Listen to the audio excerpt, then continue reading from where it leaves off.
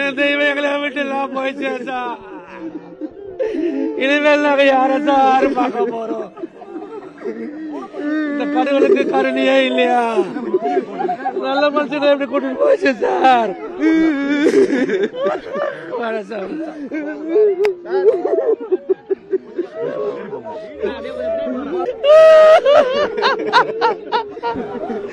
என் தெய்வம் எங்களை விட்டு எல்லாம் போயிடுச்சு சார்.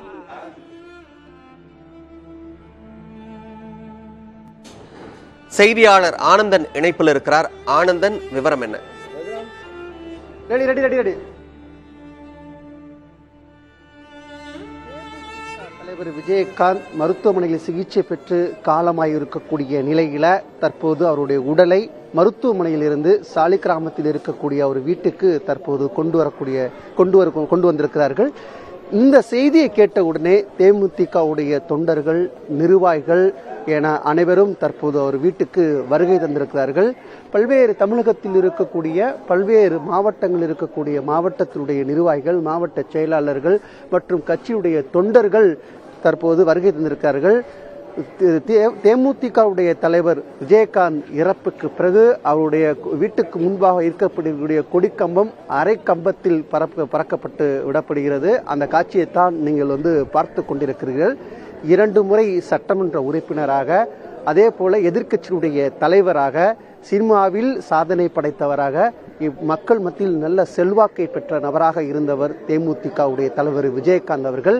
அவருடைய இறப்பு அவருடைய குடும்பத்தார் மட்டுமல்ல, இங்க இருக்கக்கூடிய கட்சி நிர்வாகிகள், தொண்டர்கள், பொதுமக்களுக்கு மிகப்பெரிய ஒரு சோகத்தை ஏற்படுத்தியிருக்கிறது.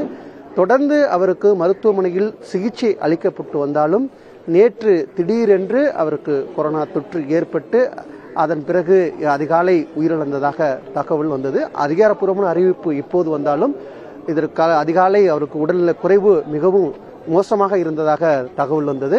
தற்போது இன்னும் சற்று நேரத்தில் மியாட் மருத்துவமனையிலிருந்து சாலிகிராமத்தில் இருக்கக்கூடிய விஜயகாந்துடைய வீட்டுக்கு அவருடைய உடல் கொண்டு வர இருக்கிறது.